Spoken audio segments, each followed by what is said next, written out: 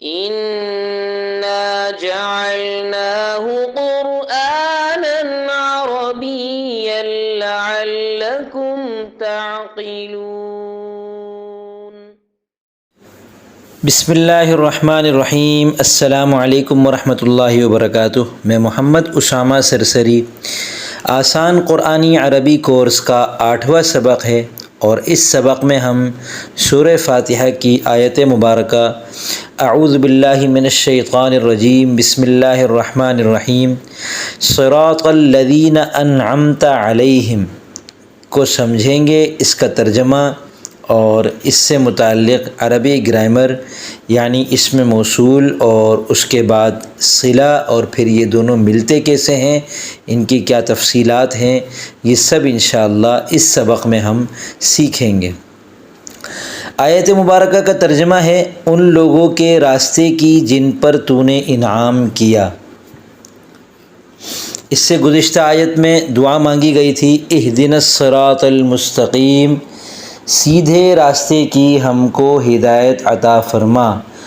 تو اب اس سیدھا راستہ کون سا ہے، اس کی تشریح اللہ تعالی ہم کو ہماری اپنی دعا کے ذریعے سے سمجھا رہے ہیں کہ وہ سیدھا راستہ، اس سیدھے راستے کی ہدایت عطا فرما ان لوگوں کے راستے کی جن پر تو نے انعام کیا۔ تو اب اس میں صراط ایک لفظ ہے جس کا ترجمہ ہے راستہ، پچھلی آیت میں ہم نے سمجھ لیا۔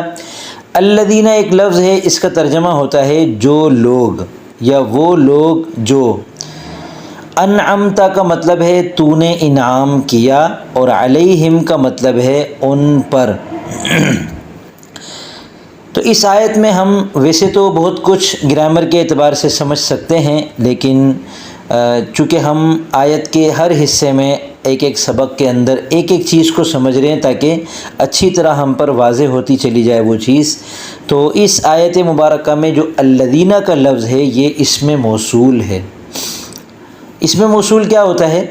جو، جس، جنہوں نے، جنہیں، یہ جو جیم کے ذریعے سے بننے والے جو الفاظ ہوتے ہیں نا، ان کو اسم موصول کہتے ہیں، اور ان کی جو عربی ہے وہ ہے الذی، جو شخص یا جو چیز، اللذانی جو دو شخص یا جو دو چیزیں، الذین جو لوگ، اللتی جو عورت، اللتانی جو دو عورتیں، اللاتی یا اللائی جو کئی عورتیں۔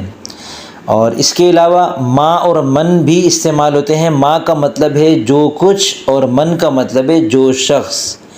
این اور ایتن بھی استعمال ہوتے ہیں۔ این کا مطلب ہے جو، یہ مذکر کے لیے ہے، اور ایتن کا مطلب ہے جو، اور یہ مؤنث کے لیے ہے، یعنی جو مرد جو عورت، یا نر و مادہ، یا لفظی اعتبار سے جو لفظ مذکر ہو اس کے لیے این، اور جو مؤنث ہو اس کے لیے ایتن۔ اسی طرح الذی اور اللتی بھی مذکر اور مؤنث کے لیے ہیں۔ ما اور من البتہ مذکر اور مؤنث دونوں کے لیے ہے۔ ما چیزوں کے لیے ہے، من شخصیات، ان مخلوقات کے لیے ہے جن میں عقل ہوتی ہے، جیسے انسان، جنات اور فرشتے۔ تو من مذکر مؤنث دونوں کے لیے ہے، ما بھی مذکر اور مؤنث دونوں کے لیے ہے۔ اب یہ بنتا کیسے ہے؟ تو آپ دیکھیں نمبر 1 کے تحت آپ دیکھ رہے ہوں گے، اسم موصول اپنے صلے کے ساتھ ملتا ہے اور یہ پھر جزو جملہ بنتا ہے۔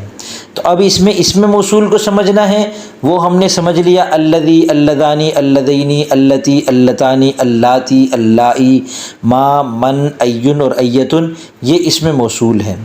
صلہ کیا ہوتا ہے؟ صلہ نمبر 3 میں دیکھیں، صلہ ہمیشہ پورا جملہ ہوتا ہے، یعنی اسم موصول کے بعد پورا ایک جملہ آتا ہے، اس جملے کا نام ہم نے صلہ رکھا ہے۔ جیسے الذی، اللذانی وغیرہ الفاظ کا نام ہم نے اسم موصول رکھا ہے، ایسے ہی ان کے بعد پورا ایک جملہ آتا ہے، چاہے وہ جملہ فعلیہ ہو جو کہ فعل اور فاعل سے مل کر بنتا ہے، یا وہ جملہ اسمیہ ہو جو کہ مبتدا اور خبر کے ساتھ مل کر بنتا ہے۔ یہ پورا جملہ اسم موصول کے بعد آتا ہے۔ اب آیت مبارکہ میں غور کریں، الذین اسم موصول ہے، انعمت علیہم انعمت فعل ہے اور واحد مذکر حاضر کی ضمیر اس کے اندر جو تا زبر تا ہے یہ اس کا فاعل ہے، اور علیہم جار مجرور مل کر اس کا متعلق ہے۔ فعل اپنے فاعل اور متعلق سے مل کر پورا جملہ فعلیہ خبریہ ہو کر یہ صلہ ہے الذین اسم موصول کا۔ اسم موصول اپنے صلے سے مل کر کیا بنتا ہے؟ تو آپ یہ یاد رکھیں کہ یہ نمبر 1 میں دوبارہ دیکھیں، اسم موصول اپنے صلے کے ساتھ مل کر جزو جملہ بنتا ہے۔ جزو جملہ کیا ہوتا ہے؟ وہ جملہ یا تو اسمیہ ہوگا یا فعلیہ ہوگا، اور اسمیہ ہوگا تو مبتدا اور خبر سے مل کر بنے گا، تو مبتدا ایک جزو جملہ ہے، خبر دوسرا جزو جملہ ہے۔ اسی طرح فعل اور فاعل سے مل کر جملہ فعلیہ بنتا ہے، تو فعل تو یہ نہیں بن سکتا، البتہ فاعل بن سکتا ہے۔ تو الذین یا الذی یا اللتی جو بھی اسم موصول ہوگا وہ اپنے صلے کے ساتھ مل کر صلہ پورا جملہ ہوگا، لیکن یہ پورا جملہ اپنے سے پہلے والے اسم موصول کے ساتھ مل کر اب یہ جملہ نہیں بنے گا، یہ جملے کا ایک جز بنے گا۔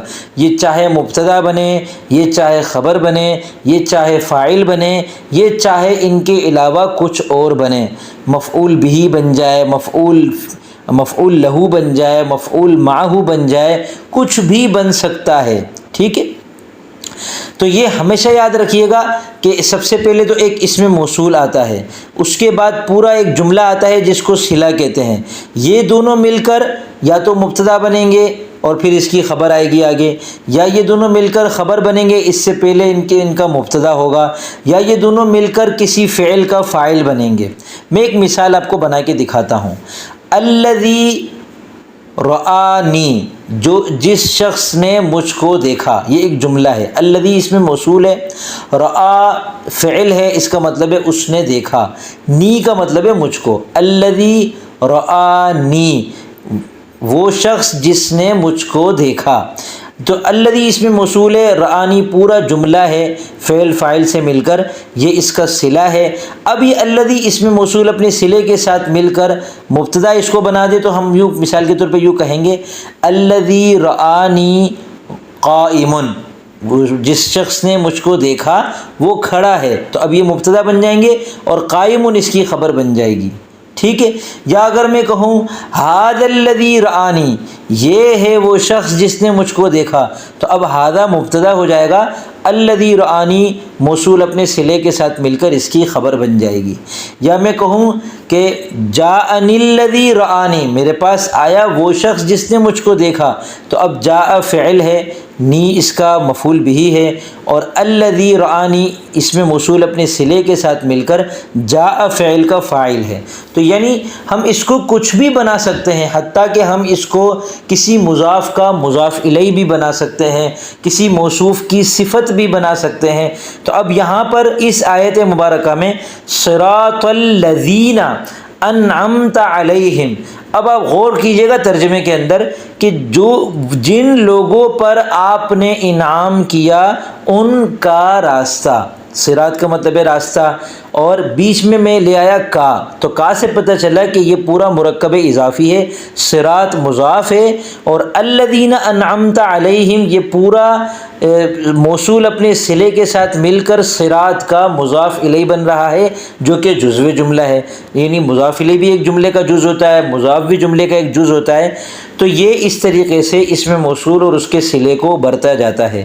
چوتھے نمبر پر یہ چیز یاد رکھیں کہ جو صلہ ہے، جو پورا جملہ ہوتا ہے، اس کے اندر ایک ضمیر ہوتی ہے۔ ضمیر کیا ہوتی ہے؟ وہ سب، وہ مرد، وہ عورت، ہوا، ہیا، ہو، ہا، یہ جو عربی کی ضمیریں ہوتی ہیں، اسی طرح ان کی جو جمع کی ضمیریں ہیں، ہم، ہننا، ان کی تثنیہ کی جو ضمیر ہے ہما، یہ کوئی ایک ضمیر لازمی ہوگی، اور یہ ضمیر کس کے اعتبار سے ہوگی؟ اسم موصول کے اعتبار سے۔ اب صراط الذین انعمت علیہم کے اندر اسم موصول ہے الذین، تو الذین چونکہ جمع ہے اور مذکر کی جمع ہے، تو اب جمع مذکر والی ضمیر ہے ہم، تو دیکھیں انعمت علیہم آیا، علی کے بعد جو ہم ہے یہ جمع مذکر کی ضمیر ہے جو لوٹ رہی ہے الذین کی طرف، تو یہ ضمیر ہمیشہ صلے میں ہونا ضروری ہے، اسی یہ صلہ اپنی اس ضمیر کی وجہ سے ہی اس میں موصول کے ساتھ پیوست ہوتا ہے۔ اگر بالفرض الذین کی جگہ الذی ہوتا تو یہ یوں ہوتا الذی انعمت علیہ، اگر یہ اللتی ہوتا تو یہ یوں ہوتا اللتی انعمت علیہا، اب یہ ہا جو ہے یہ اللتی کی مناسبت سے ہے۔ اگر یہ اللذانی ہوتا جو کہ تثنیہ کا ہے تو اللذانی انعمت علیہما ہوتا۔ اگر یہ اللائی ہوتا جمع مؤنث کے لیے جو ہے تو اللائی انعمت علیہن ہوتا۔ تو امید ہے آپ کو اچھی طرح وضاحت کے ساتھ اسم موصول اور اس کے بعد آنے والے صلے کا استعمال سمجھ میں آ گیا ہوگا۔